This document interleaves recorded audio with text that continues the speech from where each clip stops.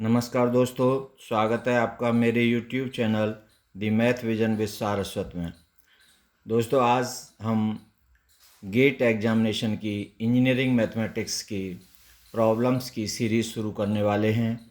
आज हम स्टार्टिंग में लीनियर अलजेब्रा से स्टार्ट कर रहे हैं और इसमें आज हम 5 क्वेश्चन जो गेट एग्जामिनेशन में आए हैं उनको डिस्कस करेंगे। दोस्तों, आप इस चैनल पर नए हैं या अभी तक इस चैनल को सब्सक्राइब नहीं किया है तो कृपया सब्सक्राइब कर लें और नोटिफिकेशन बेल को भी ऑन कर लें, जिससे मेरे आने वाले वीडियो जो गेट सीरीज़ के लिए होंगे और बेसिक्स के लिए होंगे वो आपको सबसे पहले पता चल सके। तो चलिए दोस्तों, शुरू करते हैं आज की इस सीरीज़ का पहले प्रॉब्लम का सॉल्यूशन। तो आज है क्वेश्चन नंबर 1। ये गेट एग्ज़ाम 2012 में आया है। GATE exam 2012। तो क्वेश्चन है the sum of eigen values of the matrix. ये एक मैट्रिक्स दे रखी है जिसकी 9 8 5 8 सेकेंड ऑर्डर की स्क्वायर मैट्रिक्स है आर। तो 4 ऑप्शन है आपके सामने। पहला ऑप्शन है -2.42 एक आइगन वैल्यू, दूसरी 6.86, दूसरा है 3.48 एंड 13.53, तीसरा है 4.70 एंड 6.86 और चौथा है 6.86 और सेकंड 9.50। ये 4 ऑप्शंस में से कौन सा ऑप्शन करेक्ट है? तो सॉल्यूशन करते हैं दोस्तों। इसका किस तरह से होगा कि हमने माना कि ये लेट ए इक्वल टू, आपको ये मैट्रिक्स दे रखी है 9 8 5 8। तो ये स्क्वायर मैट्रिक्स है क्योंकि 2 रो और 2 कॉलम है इसमें। तो 2x2 ऑर्डर की है, 2x2 ऑर्डर की स्क्वायर मैट्रिक्स है। तो नंबर ऑफ आइगन वैल्यूज होंगी इसमें, number of eigen values equal to 2 होंगी कि जितना स्क्वायर मैट्रिक्स का ऑर्डर होता है उतनी ही आइगन वैल्यूज होती हैं उसमें। ठीक है। तो अब मान लीजिए कि आपकी एक है λ1 और दूसरी है λ2। तो हमने एक प्रॉपर्टी पढ़ी होगी कि the sum of eigen values equal to होता है trace of the square matrix. Eigen values का जो सम है वो होता है trace of the square matrix के। अब ये ट्रेस क्या होता है? ट्रेस होता है कि स्क्वायर मैट्रिक्स का जो लीडिंग डायगोनल एलिमेंट होते हैं उनका सम। तो ये इक्वल टू होगा सम ऑफ द लीडिंग, और इसको प्रिंसिपल भी कहते हैं, principal diagonal elements of the square matrix.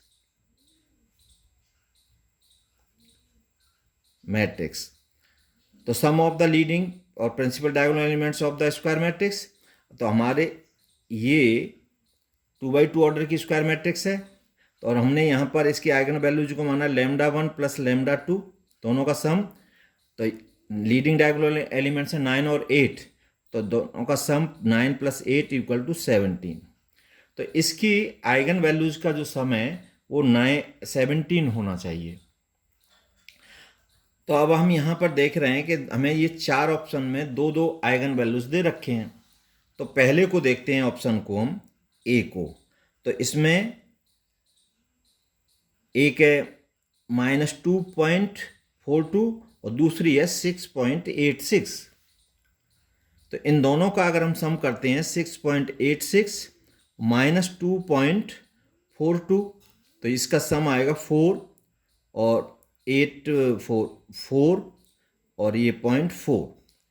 तो इन दोनों का जो आइगन वैल्यूज ऑप्शन ए में दे रखी हैं इनका सम आ रहा है 4.4। तो हमारा ये ऑप्शन नहीं होगा।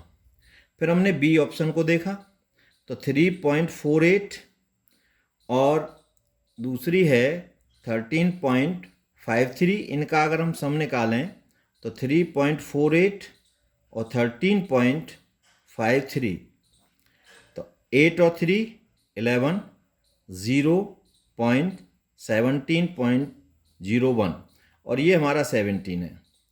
फिर है सी का है 4.70 और ये 6.86, इनका अगर हम सम निकालते हैं तो ये होता है 4.70 और 6.86, ये हुआ 6, 7 और 8 15 पॉइंट और 4 और 6 10 11।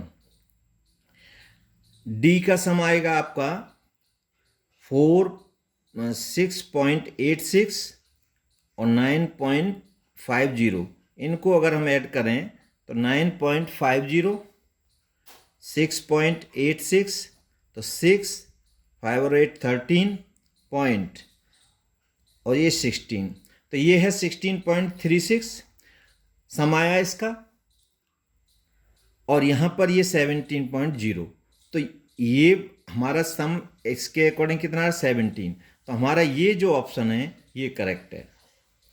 तो ऑप्शन बी इसका आंसर है। ये 16.36 है तो ये नहीं होगा, ये नहीं होगा और ये नहीं होगा, तो हमारा जो ऑप्शन है बी, तो इसका आंसर हुआ बी। तो इस तरह से इस टाइप का कोई भी क्वेश्चन आता है आप उसको सॉल्व कर सकते हैं। ठीक है, अब आते हैं क्वेश्चन नंबर 2 पर।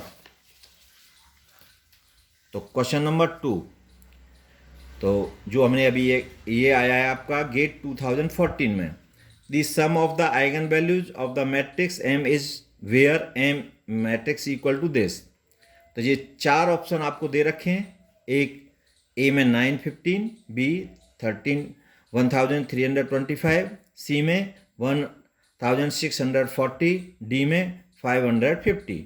इन 4 ऑप्शंस में से कौन सा ऑप्शन होगा?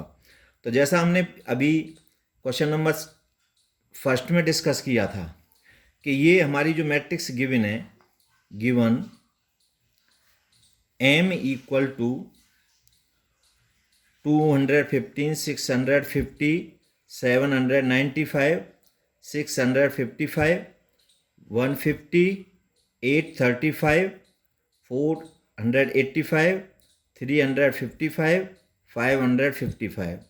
अब ये मैट्रिक्स 3x3 ऑर्डर की है। अब सम ऑफ आइगन वैल्यूज हमको निकालना है, तो इसकी आइगन वैल्यूज होंगी 3, क्योंकि थर्ड ऑर्डर की है, तो लैम्डा 1 मान लिया, लैम्डा 2 मान लिया, लैम्डा 3 मान लिया, 3 आइगन वैल्यूज। अब lambda 1 plus lambda 2 plus lambda 3 equal to, अब हमने क्या बताया था कि sum of eigen values equal to होता है ट्रेस ऑफ द मैट्रिक्स, और ट्रेस क्या होता है? ट्रेस होता है principal diagonal matrix, principal diagonal elements का सम स्क्वायर मैट्रिक्स की। तो ये प्रिंसिपल डायगोनल एलिमेंट्स हैं इसके, तो 215 equal to sum of principal diagonal elements of M, matrix M के। तो यहाँ पर सम हो गया 215 प्लस 150 प्लस 550 इक्वल टू, तो 0 0 0 5 5 और 5 10 और 1 11 और कैरी 1, तो 6 7 और 2 9, 9 15 और 9 15 आपका कौन सा ऑप्शन आ रहा है? ए, तो इसका आंसर होगा ए, आंसर ऑप्शन ए। ये हो गया आपका। अब आता है आपका क्वेश्चन नंबर 3। तो 3 में है for what values of P the following set of equations will have no solution. मतलब नो सॉल्यूशन इस, ये आपको 2x plus 3y equal to 5 और 3x plus P Y equal to 10, ये गेट 2015 में आया है। तो इसके लिए आपको p की वैल्यू क्या होगी ये बताना है, कि जब कोई सॉल्यूशन नहीं होगा इसका, सेट ऑफ सॉल्यूशंस का।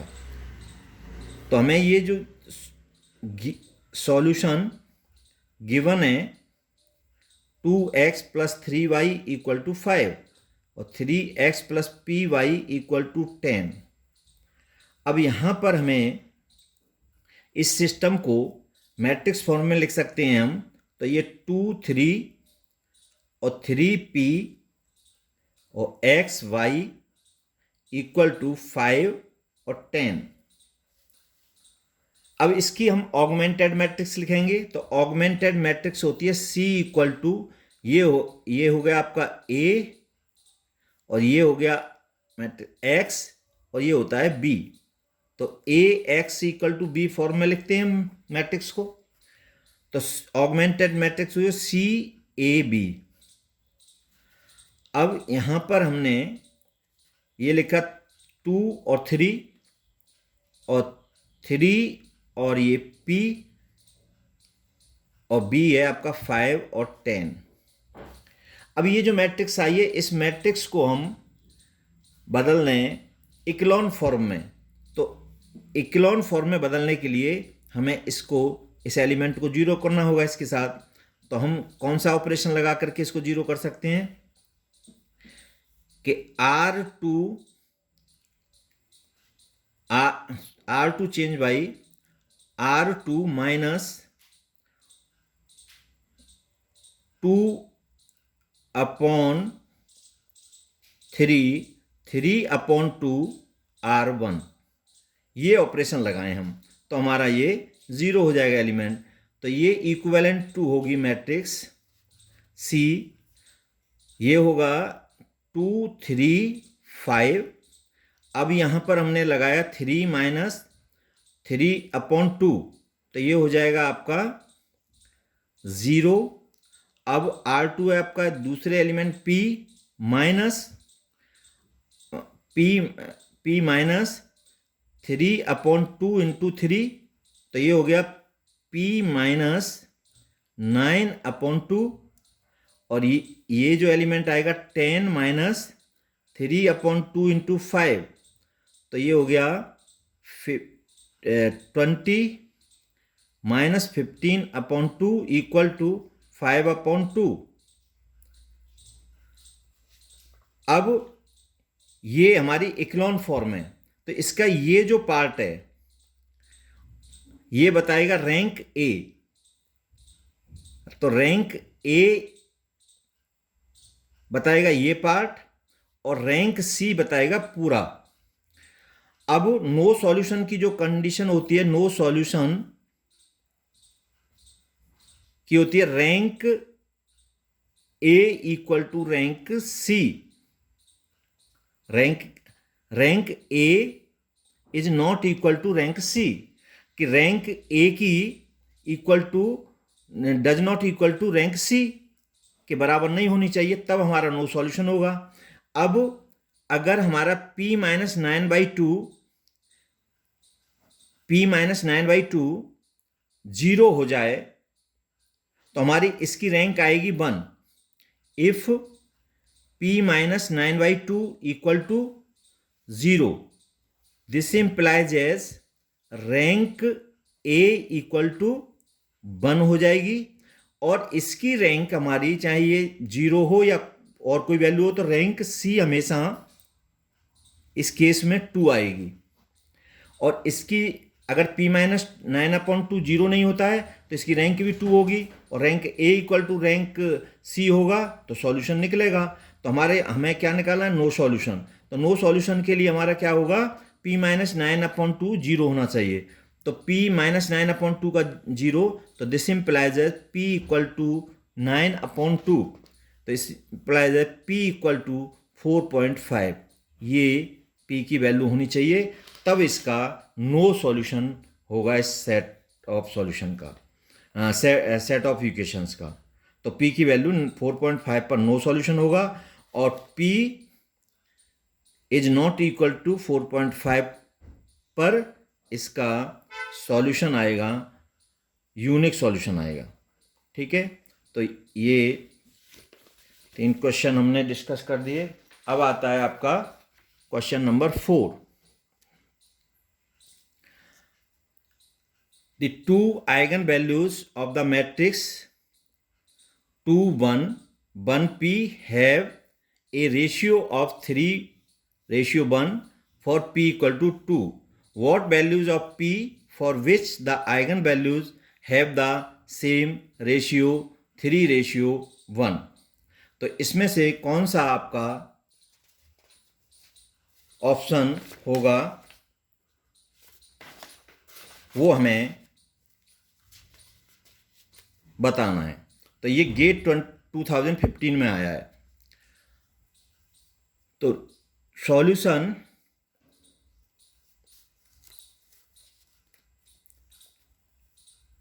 Late A equal to matrix है आपकी 2, 1, 1p। अब इसकी दो आइगन वैल्यूज का रेशियो, तो let λ1 and λ2 be two eigen values of matrix A matrix की आइगन वैल्यूज हैं दो, और गिवन है λ1 अपॉन λ2 इक्वल टू 3:1। इसका मतलब 3x अपॉन x, ये लिख सकते हैं हम इसको। दिस इज 2 और दिस इज 1। अब इसमें जो p की वैल्यू है, p इक्वल टू 2 पर रेशियो 3:1 आ रहा है, तो दूसरी वैल्यू हमें बतानी है p की कि इसमें से सेम रेशियो पर क्या होगी इसमें से। तो हम क्या करेंगे, इसका कैरेक्टरिस्टिक इक्वेशन निकालेंगे। सेकेंड ऑर्डर की है ये स्क्वायर मैट्रिक्स, तो इसकी दो आइगन वैल्यूज होंगी λ1 और λ2। तो इसका हमने कैरेक्टरिस्टिक इक्वेशन ऑफ फर्स्ट, तो ये होगा डिटर्मिनेंट ऑफ 2 माइनस लैम्डा 1 और 1p minus lambda equal to 0, और इसका डिटर्मिनेंट होगा 2 minus lambda p minus lambda minus 1 equal to 0। This implies as, तो 2p minus 2 lambda minus lambda p plus lambda square minus 1 equal to 0, और this implies as lambda square. अब इनमें से हमने common लिया, तो लैम्डा माइनस लैम्डा कॉमन ले लिया तो p प्लस 2, और प्लस ये हो जाएगा 2p माइनस 1 इक्वल टू 0, और ये आपका क्वाड्रेटिक इक्वेशन है। Quadratic, third is quadratic equation. अब यहां पर a की वैल्यू 1 है और b की वैल्यू माइनस p प्लस 2 है और c की वैल्यू 2p माइनस 1 है। अब प्रॉपर्टी है आपकी कि इसके दो रूट होंगे लैम्डा के, तो लैम्डा के जो दो रूट्स आएंगे वही इसके आइगन वैल्यूज होंगी, दोनों रूट्स अलग अलग। तो हम जानते हैं कि sum of roots equal to, अब सम ऑफ रूट्स मान ली इसकी दो वैल्यू आएंगी λ1 और λ2, तो λ1 प्लस λ2 इक्वल टू, अब λ1 plus λ2 equal to minus b upon a होता है। तो a आप हम यहां पर b है आपका माइनस माइनस मिलकर के प्लस, तो ये p प्लस 2 अपॉन 1, और ये हो गया आपका p प्लस 2। अब यहां से हमने p प्लस 2 हो गया, और प्रोडक्ट ऑफ रूट्स होता है λ1 into λ2 equal to c upon a, और c कितना है आपका यहां पर 2p minus 1 upon 1 equal to 2p minus 1। तो ये वैल्यू है आपकी λ1 प्लस λ2, ये आपका 4 हो गया, और ये वैल्यू आ गई आपकी 2p माइनस 1 इक्वल टू λ1 λ2, ये हो गई फिफ्थ। अब हम थर्ड से यहां पर लैम्डा 1 अपॉन लैम्डा 2 क्या है, 3x अपॉन एक्स, तो lambda 1 equal to from second lambda 1 equal to 3x और lambda 2 equal to x, put in fourth and fifth, मैं पुट कर दिया तो ये हो जाएगा lambda 1 3x plus x equal to p plus 2, और यहां से आपके p की वैल्यू होगी 3x और x 4x और 2 को इधर ले जाएंगे तो -2। अब ये हो गया आपका 6 और इसमें x1 x ये लैम्डा 1 और लैम्डा 2 की वैल्यू x के टर्म्स में रखी तो ये हो जाएगा 3x into x equal to 2p minus 1। अब ये हो गया आपका 3x square equal to 2 into, अब p की वैल्यू 4x माइनस 2 हमने यहां रखी, 4x माइनस 2 माइनस 1, और ये हो गया आपका 8x minus 4 minus 1 equal to 8x minus 5, और this implies as 3x square minus 8x इसको लाइक 5 इक्वल टू 0। अब x की दो वैल्यू मिलेंगी, क्वाड्रेटिक इक्वेशन है, तो यहां पर x equal to minus b, तो b है आपका यहां पर -8, तो ये हो गया 8 plus minus square root b square minus 8 का स्क्वायर माइनस 4, और a है यहां पर 3 और c है यहां पर 5 upon 2 into 3, this equal to 8 plus minus square root 64 minus 60 upon 2। अब ये 8 plus minus 64 minus 60 square root 4 upon 6 equal to 8 plus minus 2 upon 6, तो इससे 8 प्लस 2 तो ये हो गया 10 अपॉन 6, और दूसरी वैल्यू 8 माइनस 2 6 अपॉन 6 1, तो x की दो वैल्यू आ गई हमारे पास।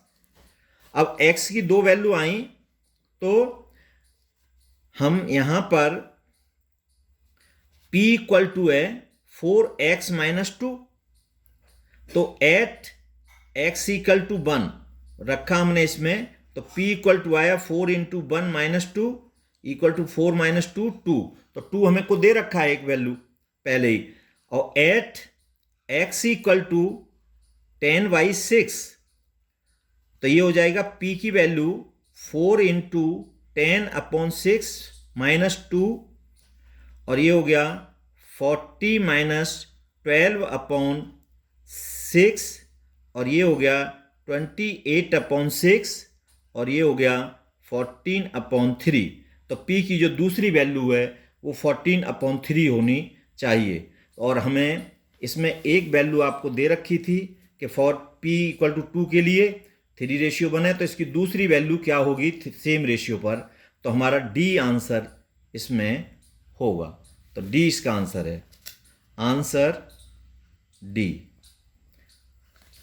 Now next question is 5th solution. अब यहां पर है let a equal to aij, तो ये a इक्वल टू aij एक मैट्रिक्स आपको दे रखी है जहां पर i डॉट j की जो वैल्यू है 1 लेस देन इक्वल टू और less than equal to n, with n greater than equal to 3, n की value greater than equal to 3 होनी चाहिए। तो ये मैट्रिक्स जो आएगी वो स्क्वायर मैट्रिक्स आएगी, n greater than equal to 3। तो अब हम इसकी जो मैट्रिक्स निकालेंगे, तो हमने इसको लिया तो and aij equal to i into j, और सपोज हमने n इक्वल टू 3 के लिए इस मैट्रिक्स को निकाला, तो हमें इसकी रैंक बतानी है कि n greater than equal to 3 हो तो इसकी रैंक क्या आएगी, और ये गेट 2015 में आया है। तो यहाँ मैट्रिक्स ए इक्वल टू ए आई जे, और उसका ए आई जे का जो एलिमेंट है वो आई इंटू जे है। तो हमने N equal to N equal to 3 के लिए तो A11 होगा, A12 होगा, A13 होगा, A21 होगा, A22 होगा, A23 होगा, A31, A32, A33। हमने n इक्वल टू 3 के लिए देख रहे हैं इसको, और जो n इक्वल टू 3 के लिए वही n इक्वल टू 4 के लिए होगी, n इक्वल टू 5 के लिए होगी। तो ये 3/3 ऑर्डर की है। अब हमने इस मैट्रिक्स को लिखा तो ए आई जे जो एलिमेंट है वो i इंटू जे है। तो यहाँ पर i की वैल्यू 1 और j की वैल्यू 1, तो A11 क्या होगा 1। यहाँ i की वैल्यू 1, j की वैल्यू 2, तो i इंटू जे, तो ये एलिमेंट हो गया 2। I13 तो 1i और j3, तो ये हो गया 3। अब यहाँ पर I2 j1, तो 2 इंटू 1 2, सिमिलरली 2 इंटू 2 4, 2 इंटू 3 6, ये 3 और ये 6 और ये 9। अब ये जो मैट्रिक्स आई हमारी इस 3/3 ऑर्डर की स्क्वायर मैट्रिक्स आई, 4/4 की निकालें, 5/5 की, तो n आपका लेस ये होगा। तो अब हमने इस मैट्रिक्स को देखते हैं, तो ये सिमेट्रिक मैट्रिक्स है। सिमेट्रिक मैट्रिक्स कैसे कि इसका हम ट्रांसपोज करें तो वही मैट्रिक्स आएगी। ट्रांसपोज का मतलब होता है रो को कॉलम में, कॉलम को रो में चेंज कर दें। अब सिमेट्रिक मैट्रिक्स में हमें यह देखना होता है कि ये लिनियरली डिपेंडेंट है या इंडिपेंडेंट है, रोज या और कॉलम्स। तो इस मैट्रिक्स के प्रत्येक रो लिनियरली डिपेंडेंट है। तो लिनियरली डिपेंडेंट है, तो जब लिनियरली डिपेंडेंट होते हैं इसके कॉलम्स भी। अब कैसे है कि 1 2 3 है, इस रो में से हमने 2 कॉमन ले लें तो ये इसी के बराबर हो जाएगी। इसमें से 3 कॉमन ले लें तो ये 1 2 3 आएगी, तो ये लिनियरली डिपेंडेंट है। और जब हमारी matrix symmetric matrix linearly dependent होती है उसके रो और कॉलम, अब कॉलम में भी ये होगा 1 2 3। अब ये सेकंड कॉलम में से 2 हम कॉमन ले लें तो यहाँ 1 2 3, यहाँ 3 कॉमन ले लें तो 1 2 3। तो ये इसके कॉलम्स और रोज, प्रत्येक रो और कॉलम लिनियरली डिपेंडेंट हैं। तो हमारा जब लिनियरली डिपेंडेंट होते हैं रोज और कॉलम्स, तो हमारी उस सिमेट्रिक मैट्रिक्स की रैंक होती है rank of A equal to 1। तो आपका n इसका n greater than equal to 3 और i इंटू जे, तो ये अगर मैट्रिक्स है n की value n greater than equal to 3 के लिए, अब जब भी ये सिमेट्रिक आएगी मैट्रिक्स और वो लिनियरली डिपेंडेंट होगी तो उसकी रैंक 1 आएगी। तो इसका आंसर है 1। तो इस तरह का कोई भी क्वेश्चन आता है तो मैंने आज आपके सामने 5 क्वेश्चंस जो गेट एग्जाम में पूछे हैं और वो डिस्कस किए हैं।